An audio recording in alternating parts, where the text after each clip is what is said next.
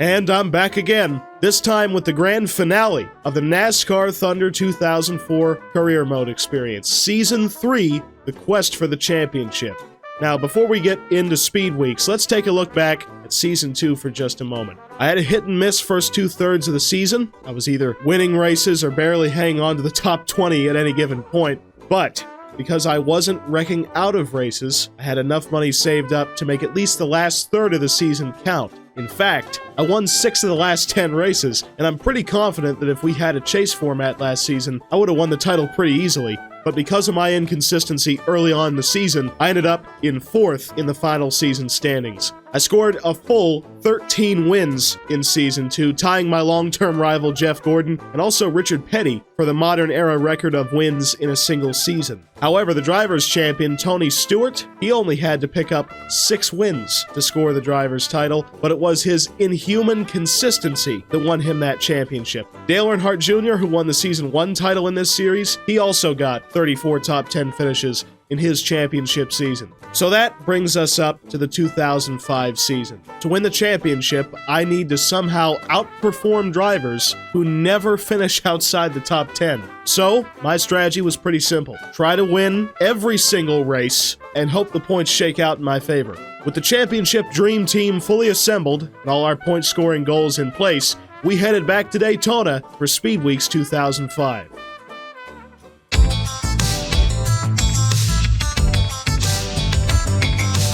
This time around, I had a strategy for the Budweiser shootout, and as you know, you're usually at a fuel disadvantage in this race. It's a 17-lap race, and last season I had to pit 3 times just to make it on fuel. For this season's race, I had to come up with a way to save 1 lap of fuel per stint, so I could trim the race down to a 2-stopper. Now, what's one way to save fuel? Build less horsepower. So I decided to gear the car in such a fashion that I was only able to hit about 6,500 RPM, and I was surprisingly still fast enough to stay in the draft, which also helped me save fuel. And you know what? The strategy paid off massively, as I was able to make it to the end of lap 6 before I had to come down pit road for my first stop, and from there it was rinse and repeat. I went back down pit road on lap 12, and I was good to go to the finish. But you know how racing is. The moment that you think you're playing a Galaxy Brain strategy is usually the moment that the caution flag comes out, and the moment that I peeled off pit lane, there it was.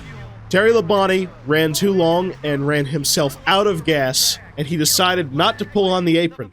Mark Martin absolutely destroyed the rear end of the 5 car, and Sterling Marlin came along to add insult to injury. We went back to green with 2 laps to go in the race, and heading off into turn 1, Sterling ran out of gas, and he checked up the entire field, leaving the battle for the win down to me, Kevin Harvick, and Michael Waltrip. Coming through the final 2 corners, we caught up with all the cars that had already ran out of gas. I managed to miss everybody, but Michael Waltrip went windshield deep into Ward Burton's car and collected Kevin Harvick with him. Thanks to those antics, I took home the victory in the 2005 Budweiser shootout. And yes, gearing can make a major difference in fuel economy. Then it was time for 500 week. I qualified in 6th position for the Daytona 500, and that meant I was starting 3rd in the second 125. At the start of my 125, I hooked up with Kurt Busch and left the entire field behind. I rode behind Kurt until the final lap and obviously made the move on the backstretch and held the lead back to the line, and that win propelled me to a 3rd place starting position for the Great American Race. I quickly hooked up with Michael Waltrip in the 500 and left the pack once again, and we stayed nose to tail in perfect formation for the first 20 laps and gapped the pack by 8 seconds. After the first pit cycle, I took the lead from Mikey and held on to it to make sure that Michael wouldn't be able to clinch most laps led. Then, Kurt Busch made his 2nd pit stop a little bit early, so while he was at the tail end of the lead lap, I hooked up with him again and left Michael Waltrip behind. I then did a little bit of island hopping and started drafting with Bobby Labonte as well, but David Green blocked me and Bobby down the backstretch, slowing our momentum, which earned David a little bit of a dooring as I was coming down pit road for my final stop. I cycled back to the lead with 5 laps to go and held on to it to take the win in the Daytona 500. That was a $2.6 million payday, but you know, the most important takeaway after the 500 is that I now hold the point lead for the first time in this career mode. Next up was Rockingham, and I started from the pole and pretty easily drove away from the field early on in the race. But, you know, when I have a large lead, I'm usually my own worst enemy, and that was the case on lap 26. when I attempted an ambitious pass on Greg Biffle while trying to lap him and spun myself out. Everybody pitted during the caution. I cycled out in second, but quickly made the move into turn 1 to take the top spot back. I led the field easily until the next cycle of pit stops, but then I realized I'm in a little bit of an interesting fuel situation. I was only making about 30 laps on fuel, and well, there was 36 laps to go in the race, so I had to figure out how to go 6 laps extra. During the final stint, I completely stopped shifting, and I also tried my hardest to just let the car coast into the corners, lifting halfway down the straightaways, and just letting the car float into each turn without touching the brakes. In the end, I had just enough fuel to make it to the finish and took home another win. Then we were off to Las Vegas, where I've historically struggled, and fittingly I qualified 19th. All I did was loosen up the car and adjust 4th gear a little bit before the race started, and all of a sudden I was driving a rocket ship. It only took me 3 laps to take the lead, and I didn't look back either. And you know what? Basically, I just ran around for the rest of the race in the lead and picked up another easy win. There genuinely wasn't much to it once I got the lead. Then it was time for Atlanta.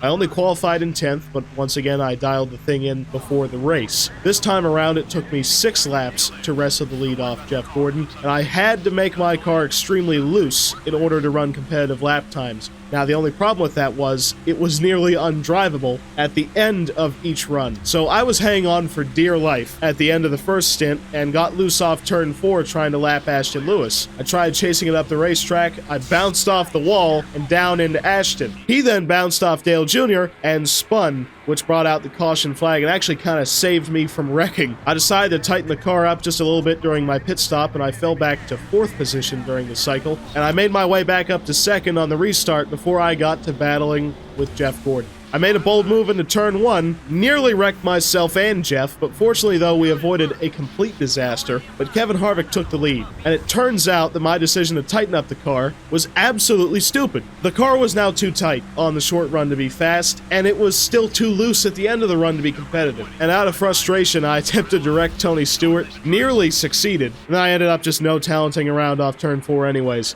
I then, of course, did what any logical person would do after self-spinning, and I loosened the car up on my next pit stop. I needed short-run pace, and that was the only way I could get any. I restarted in 6th, and I took the lead back on lap 64. All I had to do was just take extra care of my tires to make sure that I didn't fry them again, and try to maintain the gap above 2nd, and you know what? It paid off. I picked up my first Atlanta race win by 2.4 seconds above Kevin Harvick. Next up was Darlington, and I finally had the equipment and the confidence to challenge for a win there. I started from pole and left the field in the dust again. Granted, the race didn't go on without at least a little bit of nonsense with some lap cars, but beyond that, I wish I could say that much else happened in this race, and I cruised it home to another win. Finally got a Darlington win, after 2 seasons of horrible tire wear holding me back. At this point in the season, I've already got a 105-point lead above Kevin Harvick in the championship standings, but we're headed back to Bristol, and I'm sure you already know how I feel about the short tracks in this game. But you know, for this season, I decided to actually try to run this race somewhat legitimately and limit the amount of the dumb strategy cautions that I cause. I qualified on pole, which actually astonished me, and for the first run, I attempted to defend as much as possible in the hopes that I could at least cheese most laps led. Quite honestly, the first stint went perfectly. I went down pit road for my first stop on lap 42, since I was about to run out of gas, and this time, instead of getting screwed by a mystery caution, I got screwed by my own lack of awareness. Right as I was merging back onto the track after my pit stop, Greg Biffle was coming on to the backstretch pit lane for his stop, and I wrecked right into him. So, I spun out, and I was trapped a lap down in 19th position. I then bounced off absolutely everyone in a frantic restart to get in front of Bobby Labonte and get myself back on the lead lap. And on lap 85, I spun myself out off the front bumper of Casey Mears in order to get back on the lead lap. And now remember, I said I would limit the number of strategy cautions I would cause. That means that doing 1 is fair. Anyways, I restarted in 12th and used the same bounce off everyone strategy to get up to 3rd position, and I almost got 2nd off Dale Jarrett, but I screwed it off turn 2 and wound up finishing in 3rd. Rusty Wallace took the win. Next up was Texas, a track where we always bring rocket ships, and I started on pole and dominated again. My car was so fast that really nothing mattered. On lap 43, I officially put the whole field 1 lap down, and I just kept on cruising from there. On the final lap, I caught up to Jeff Gordon to try to put him 2 laps down. I drifted up high because I thought I could get him to try to block me, and then I could dive down to the bottom for an easy pass into turn 3. Instead, my car handles so well down the straightaway that I was actually barely side by side with Jeff. So when I tried to make the turn into turn 3, I clipped his right rear and absolutely dumped him into the corner. Anyways, I made it back to the line and took home my 6th win of the season. Then we were off to Talladega, where I grabbed my first superspeedway pole, and I again hooked up with Michael Waltrip and left the pack behind. Kind of strange I've become his new Dale Jr., but you know what? I'm okay with it. I then left Michael behind after the first pit stop since he took 4 tires and I only took right sides. And at that point, I just started island hopping from lap car to lap car just to keep my pace up. I even nearly died when everyone started taking evasive action around cars that were out of gas, and I somehow slipped in between Joe Nemechek and the outside wall unscathed. I was pretty much, just riding around the lead all race long, just controlling it. And then, with 2 laps to go, we had a caution. The cause? Ashton Lewis ramming Jeff Gordon for absolutely no reason while Jeff was trying to come off pit road and knocking the 24 car out of the race. That crash ended the race under caution. I took the win and lapped almost the entire field. Next up was Martinsville, the track where everyone chooses violence. I started from pole, and I played the defense game again because I really didn't have the pace to pass anybody. My tires completely died at the end of the first run, and I fell back to 8th spot before making my first pit stop. Not long after I made my pit stop, Jeff Gordon brought out the caution by hitting the pace car. Anyways, I was now in 6th position, trapped a lap down, and I got back on the lead lap on the restart and wanted to sand barrel someone to get a caution. Instead, I got overly aggressive with Dale Jarrett and spun him outright. It was a little less spectacular than I wanted, but the end result was the same. I was back on the lead lap, and I was running in 7th position. I made Matt Kenseth very upset on the restart, and we got to banging into each other. In an effort to sand barrel him, I actually wrecked myself. I pitted under that caution, and since there was only 7 cars in the lead lap, I had a pretty decent advantage on that strategy. I drove right through everyone and took the lead back on lap 72, making like 10 rivals in the process. Then we had a caution on lap 93, thanks to, Christian Fittipaldi doing his usual thing. And almost all the lead lap cars pitted under the caution, and I cycled out in 2nd behind Dale Jarrett, who opted not to pit. We proceeded to have the dumbest restart ever. I tried getting down to the bottom into turn 1. I totally missed the entry and got punted out of the way by Rusty Wallace. At this point, I'm up top and I'm surrounded by rivals. So, to solve this problem, I sand-barreled Tony Stewart and pulled off a 3-wide door slam at the same time to take 2nd spot back off Rusty Wallace. And by the way, Tony Stewart DNF'd in that sand barreling. So, we then tried to restart again. This time I successfully got to the bottom and parked it into turn 1 to make sure Rusty couldn't try anything funny. And from there, it was on between me and Rusty. He was a minus 100 rival, and I was racing him the same way he was racing me. With about 15 laps to go, Dale Jarrett pitted, and all of a sudden, the battle between me and Rusty was for the win. Now, I do have to thank my ally Sterling Marlin for intervening and keeping Rusty occupied while I tried to maintain the lead. And on the final lap, I missed my entry to turn 3, and me and Sterling Marlin drag raced it back to the line, and I edged him out for my first win at Martinsville. The fact that I hate this track in this game only made this win sweeter. Next up was Fontana, a much less physical and much less expensive race to run. I started from pole again and slowly but surely gapped the field over the first half of the opening stint, but then I fell off big time at the end thanks to hilarious tire wear. I got myself into a good battle with Dale Jarrett and barely held him off before my first pit stop. After the first cycle of stops though, I cycled back into the lead and never looked back. Quite honestly, nothing happened, and I picked up another easy win. I was pretty disappointed after this race to learn that you can't drive into victory lane. Not just titanium bushes this time, but also force fields are in play. Next up was Richmond, where I was looking to redeem myself after choking away the fall race last season. I started from pole, of course, and I had a pretty decent car for the first stint, but on my first pit stop, I loosened the car up, and after that stop, it really came to life. In fact, I had enough pace to lap the whole field. I made a move into turn 1 to lap Tony Stewart that was equally bold as it was stupid. He blocked me down to the apron, so I decided to use it. I barely missed the inside wall, and I just rooted him right out of the way. Then I held off Jeff Gordon, who was on some 18 laps fresher tires than I was, to take home the win by 1 whole lap above the field.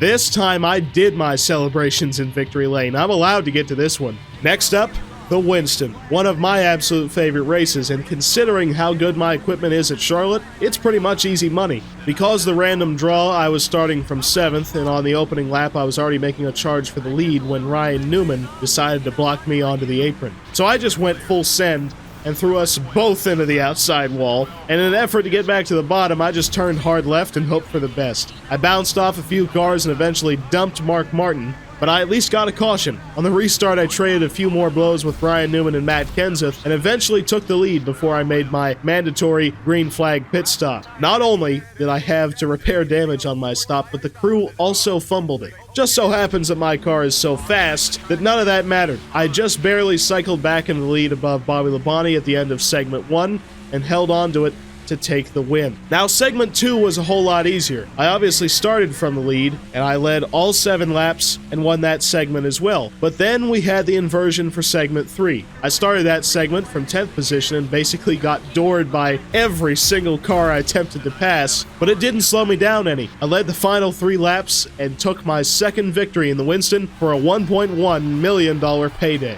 Then it was time for the Coke 600. Just like the fall Charlotte race from Season 2, my car was absolutely on a rail. I easily qualified on pole and just proceeded to destroy the field. Just before halfway, I had the whole field 1 lap down, and after I made my final pit stop, I tried getting to the inside of Kurt Busch to lap him. I made just enough contact with his left rear to send my car into a spin, and I managed to wreck onto pit road and bring out the caution at the same time. I did come down pit road under the caution just for the fun of it so I could fly by everyone who managed to luck their way back onto the lead lap. On the restart, the lap car of Ashton Lewis basically wrecked himself into me. In fact, he got absolutely rammed by Ryan Newman in the middle of his nonsense. Because of this ramming, Ashton brought out a debris caution just a few laps later. I took full advantage of the restart and took the lead off Ricky Rudd. Ryan Newman then brought out a debris caution when his hood flew off, and at that point I just drove away from the field on the restart and took home the win. The only reason I didn't win by 2 laps was because of my own carelessness in lap traffic. After the Coca-Cola 600, I had a 348-point advantage above Kevin Harvick. My primary goal at this point was quite simple: keep winning, and everything else should fall into place.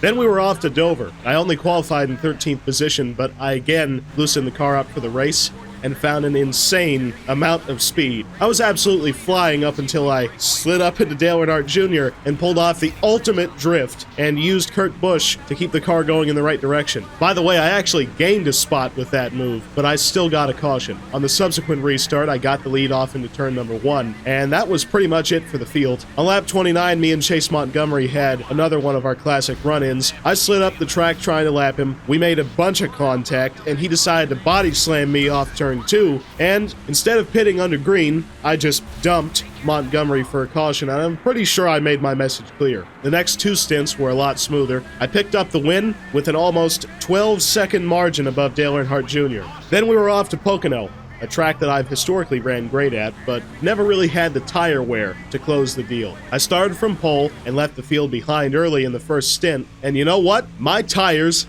didn't melt this time around, and I was able to extend my lead by more than 12 seconds per run. Other than Johnny Benson, Ashton Lewis, and Chase Montgomery being extremely annoying lap cars, literally nothing happened in this race. Turns out winning at Pocono is pretty easy, as long as the tires don't evaporate. Next up was Michigan, where I'm sure you know that the fuel mileage situation is stupid at that track as well. The AI cars can run at full bore and make it at least 25 laps on fuel. I could go maybe 22 laps, so I decided to employ my Bud Shootout strategy and hope for the best. I won the pole with my normal Michigan setup and then detuned the car for the race, just like I did at the Bud Shootout, to try to assist my fuel mileage situation. All of a sudden, it felt like I was driving a Season 1 car again. The thing was a lead sled.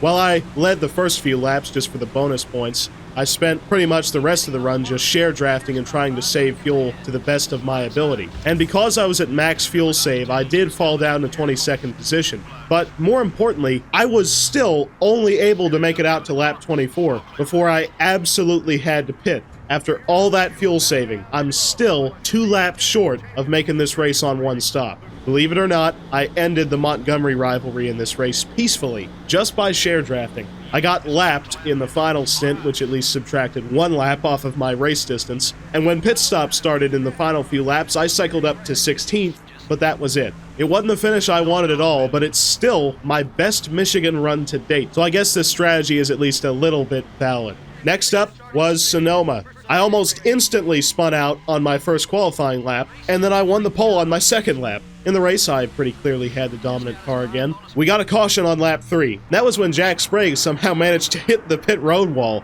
Everybody pitted during that caution, and I cycled out in second behind Jeff Gordon. I got pretty creative on the restart and tried off-roading to see if I could take the lead, and that didn't work so well. So I tried a more contemporary approach in the next set of corners, and that actually did work. I got the top spot back. I spent the rest of the race just gapping the field as far as I could, and near the end of the race, I got fed up with lap cars blocking me in the middle of the corners on a road course, something I didn't even really know was possible. So I started off-roading again because I figured out that was a way to get out of their mirrors and at least pull a surprise move on them. I made an insane move work on Michael Waltrip, but coming up the hill, I slammed into Jerry Nadeau, and while I didn't quite turn him around, it was still enough for a caution. So I effectively screwed myself out of a 35-second lead. We went back to green for a 1-lap shootout, and I played defense on Jeff Gordon in the first few corners, and then just drove away from him again to take the win at Sonoma.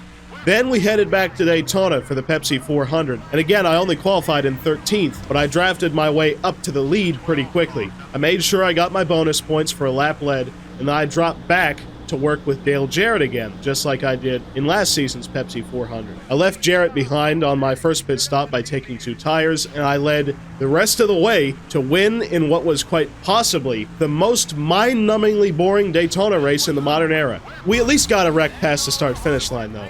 Next up was Chicagoland, marking the halfway point in the season. I qualified in 3rd, loosened the car up for the race, and once again had a rocket ship underneath me. I got the lead at the start of lap number 2 and had the whole field at least 1 lap down by the 36th lap of the race. And quite honestly, I just cruised for the rest of the race and picked up another win. I think you can tell that we've really nailed the mile-and-a-half program this season. Before the first New Hampshire race, I negotiated some sponsorship contracts. I signed Coca-Cola as my primary and associate sponsor, a pretty familiar sight for cars that I'm involved with. Georgia Power joined as my secondary and driver sponsor, also another sponsor I've had in career modes. And I also got Goodyear on the car as the team sponsor. And all of a sudden, HJ Ball Sports and Flip Witham are the face of the Coca-Cola racing family. I started on pole at Loudon, and I destroyed the field again. It wasn't even close. And to be honest, I'm just rubbing it into my competition at this point. Then it was on to Pocono again for a literal repeat of the first Pocono race this season. I started on pole and just dominated.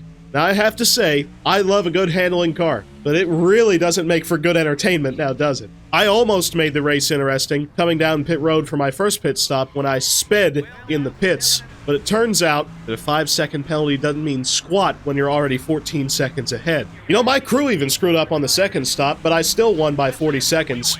Next up was Indianapolis, and as you know, I love that place in this game. I won yet another pole, dominated the first stint of the race, and right after making my first pit stop, I spun out trying to pass Kevin Grubb because I got curved. At least it wasn't nearly as violent as my lap 1 crash at Indianapolis last season. I stayed out under the caution and cycled out in 10th. Didn't take me very long to fight my way back through the field and take the lead off Dale Jarrett, though. Not long after that, I sped on the pit road again. But in the face of all that nonsense, I still cycled out as the leader because I took full advantage of my fresh tires with a short pit. And in the end, I won my 3rd Brickyard 400. And I think most importantly, it was my 2nd spin and win at the Brickyard. What can I say? Danny Sullivan really left an impression on me. Next up, Watkins Glen. And I'm beginning to sound like a broken record, but I sat on the pole and dominated the race. The only enemy to my success at this point is extremely slow lap cars, but I did have the ultimate EA Sports lap car moment with Kyle Petty when he tried to block me through the chicane, but instead ran himself off track and corrected face first into the wall. On lap 15, Christian Fittipaldi blew up in the S's and got rammed by Ricky Craven. Now, I was only a couple seconds behind that disaster, so I had to barely thread the needle between Christian Fittipaldi and Greg Biffle. We went back to green with 4 laps to go, and I maintained my lead all the way to the checkered flag, taking the win at Watkins Glen. Then we went back to Michigan, and since my Bud Shootout strategy only semi-worked in the spring Michigan race, I decided to do the literal opposite strategy as an experiment. Instead of trying to make it work on one stop by saving fuel, I'm going to try to run as hard as physically possible, knowing that I'm going to make pit stops on laps 17 and 34. And so I brought a setup that would absolutely fly and qualified on pole by 1.2 seconds above Rocket Man Ryan Newman. I controlled the first stint, putting a 4-second advantage above Dale Jarrett before I had to make my first pit stop. I cycled back to the lead on lap 27 and led just enough laps to clinch the most laps led bonus. After making my final stop, I cycled out in 31st and drove as hard as I could to gain back track position on my fresh tires. I managed to get all the way up to 17th before the pit cycle began. From a combination of cars either having to come down pit road or flat out running out of gas, I closed out a 9th place finish, a career best at this track. Anyways, we headed back to Bristol for the night race this time. I planned on fully resisting the urge to cause spin gate cautions in this race. I qualified on pole with a time of 14.9 seconds, and I played good defense on the start of the race against Tony Stewart and actually started gapping him in the middle of the run. But where I really started to make hay was in lap traffic. Basically, I was just bumping and running every single car that I got to and making every pass as efficient as possible. I put 6 seconds on the new second place runner of Jeff Gordon before I made my first pit stop. And then, an absolute miracle. There was no mystery caution, and I didn't screw it while exiting pit lane this time. The field cycled through, just as it should naturally, and I didn't get trapped a lap down. In fact, I was leading, and I kept that lead all the way through the second stint, and then an even more impressive miracle. Everyone started short pitting, and a mystery caution happened while I was leading. The strategy fell perfectly in my favor. All the lead lap cars pitted under caution. I cycled out in second behind Tony Stewart, and we had a battle for the ages. Tony Stewart got loose underneath the lap car of Mark Martin, chased it up the hill. I almost went 3 wide for the lead, but got back in line just to make sure we wouldn't all wreck right then and there. And now it was a man-to-man battle. Tony trying to block me all over the place while I just couldn't quite get the run to get up to his back bumper, but I finally got a good enough exit of turn 4 to throw it straight into turn 1 and hope for the best. I got him just a little bit in the left rear, rooted him up the track, and scooted away as fast as possible. He stayed about a half second behind me until we got up into lap traffic, and it was over from there. I kept using traffic to my advantage in the final 25 laps and closed it out to take an actually legitimate win at Bristol. I never thought I'd see the day. With just 12 races to go, I've got a 691 point advantage above Dale Jarrett. I mean, I've almost won the championship as it is already. But at this point, I'm going to try to beat Richard Petty's all-time win record of 27 victories in just one season.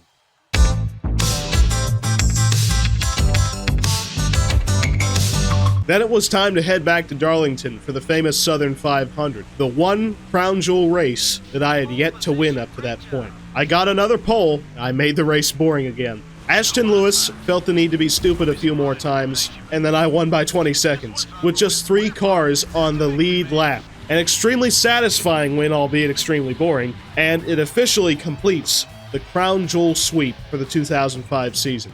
Next up was Richmond.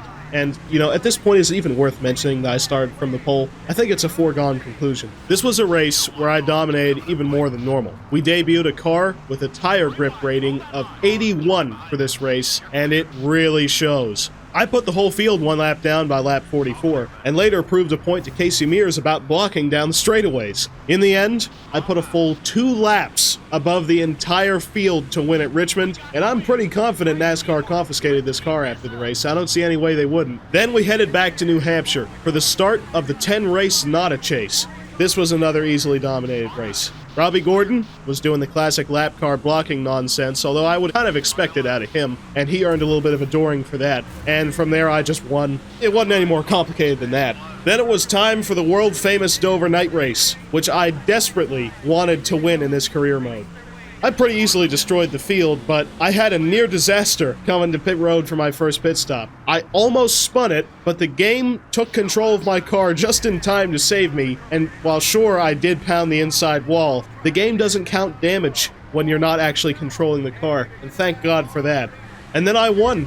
You know how it is. Might not have been exciting, but I'm pretty glad I got a win in the absolute weirdest race on the schedule. I mean, I don't think any career is complete without a win at the Dover night race. Then we headed back to Talladega for one last super speedway showdown. And sure, I qualified on the pole again, but the real story was EA Sports fantasy driver Tony Walker qualifying on the outside pole. And while it might not have been Troy Hayes, I still decided that I'm going to make sure that this guy wins the Rookie of the Year award from this race alone. I led the first lap for the bonus points and then dropped right back behind Walker to share draft away from the field. And while admittedly his car wasn't as fast of a lead car as Michael Waltrip or Dale Jarrett, but it was fast enough. We absolutely left the field behind, and I took the lead back off of Walker after the first cycle of pit stops. But by drafting away from the field, I gave Tony Walker an 8-second advantage above the rest of the pack. And while he was later reabsorbed by the pack, the track position gain from our strategy paid off in the long run.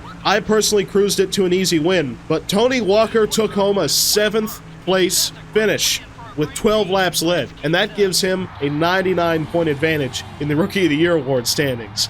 Then we headed to Kansas Speedway, which is another mile and a half, and you know what that means. Pure domination. We didn't even have a dumb lap car moment in this race. That's when you really know that nothing happened. Winning at Kansas means that I've scored 27 victories on the season, tying the all-time record. The next race was Charlotte, and I can't think of a more fitting track to break the win record at, to be honest. I set out to make this race as boring as possible, and I succeeded. I put the field a lap down on lap 70, and I didn't wreck this time. So I picked up my 28th win of the season at Charlotte, and with that, we've obviously locked up the championship already. I mean, with 5 races to go, I've already got an 869-point advantage over Dale Jarrett, and that's just kind of ridiculous. And while I've made the last few races kind of lackluster, I don't have that kind of power at Martinsville. Thus, the madness returned. Although I did have a good enough car for once to put at least some time between me and second place during the first stint. But then, true Martinsville kicked in. I went down pit road on lap 42 for my first stop, and just a few laps later, Christian Fittipaldi did the thing, and he brought out the caution. Now, I was at the tail end of the lead lap for the restart, but I still obviously needed a caution to get caught all the way back up. So, Ricky Craven got sand-barreled, and the need for a caution was automatically fulfilled. I restarted in 7th on the lead lap and got all the way up to battling for the lead with Jimmy Johnson. Tony Stewart brought out a debris caution, and I stole the lead off Jimmy Johnson, coming back to the caution flag. And just for the fun of it, I decided to pit again since there was only 8 cars on the lead lap. I drove back through the field, and while trying to pass the lap car of Michael Waltrip, I blew the entry into turn 3 and clipped Jimmy Johnson in his left rear, knocking him up the racetrack, and that allowed me to slip by on the inside and steal the lead again. Later on, the final pit cycle was going on without incident, which gave me confidence that I could come down pit road without getting trapped a lap down by some dumb Fittipaldi caution. So, on lap 97, I went down pit road for the final time, but then I noticed Christian Fittipaldi coming down pit road. And that meant that I went down pit road 1 lap too early. Because literally, and I timed this, 8 seconds after I left pit lane, Fittipaldi brought out the caution. At least this time, only 1 car stayed out. Bobby Labonte, who managed to trap the entire field 1 lap down. Now, Bobby already wasn't happy with me from a previous run-in in this race, and I only made that relationship worse on the restart. In order to get a caution, Jimmy Johnson got barreled, but in doing so, I overdrove turn 3 and actually let Bobby to my inside. So we beat and banged back to the line, and I barely edged him out at the stripe to get back on the lead lap. And, you know, don't worry about that wreck I caused. It's not like it was bad or anything. There might have just been a flip. Everybody was safe. I pitted during the caution, and I restarted right behind Bobby Labonte in second spot. I then kind of surprisingly made a contactless move on him to take the lead, and I never looked back. I picked up the win by 3 seconds above Bobby Labonte. Somehow I imagine the way that I won this particular race is probably the most legitimate way that I could ever win at Martinsville.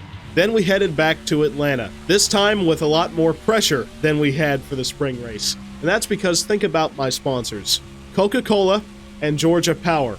And, I've got some necessary Ohio representation with Goodyear on the car, but for the most part, I've sold my soul to the state of Georgia, and so I need to perform at Atlanta Motor Speedway. While my car was still very loose in order to make lap time, this time around it did not 100% fall off late in the runs, so we were absolutely flying. I was back to making races horribly boring for spectators. I mean, my car was so hooked up, I was lapping cars 3 wide up on the outside. I had the whole field a lap down by the 70th lap of the race, and I held that gap for another easy win. Next up was Phoenix, the site of one of the best battles I had last season with Dale Earnhardt Jr. But this time around, instead of exciting all the race fans at the track, it was time to disappoint them. And it was just no contest. I put like 12 seconds on the field before my first pit stop. But then, a moment of impossible probability occurred on lap 34.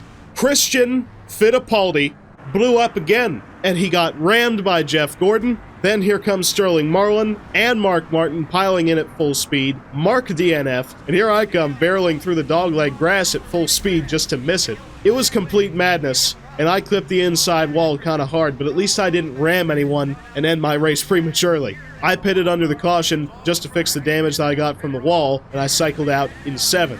I then got caught out by a massive checkup, and then drove back through the field to take the lead again. The final 2 stints almost went without issue, until I kind of randomly started trading paint with the lap car of Ricky Rudd. He attempted to wreck me, but I'm pretty sure he ended up hurting his car more than mine anyway. And then I just rode around for the last few laps and simply picked up the win.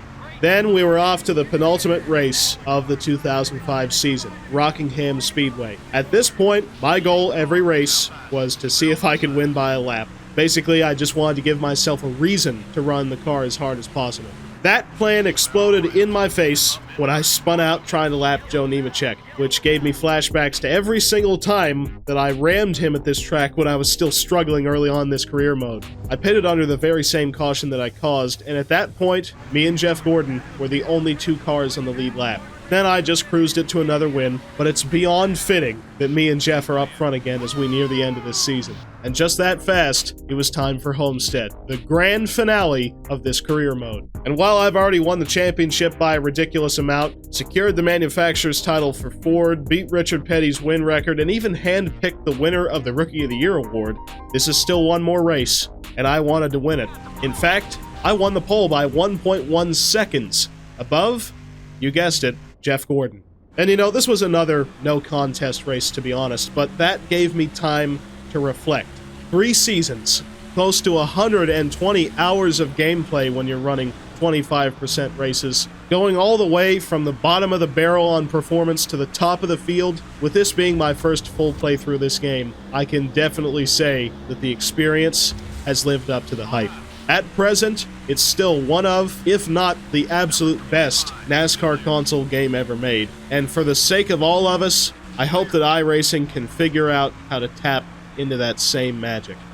Coming down pit road for my final pit stop, I nearly went face first into the inside wall, only avoiding it by inches. After the final pit cycle, I took the lead on lap 63 and held it to the checkered flag, taking my 33rd win on the season and officially taking home the 2005, I guess, still Winston Cup Championship. And after all the nonsense that we had been through together, Jeff Gordon still finished second in the race. And to be honest, I wouldn't have it any other way.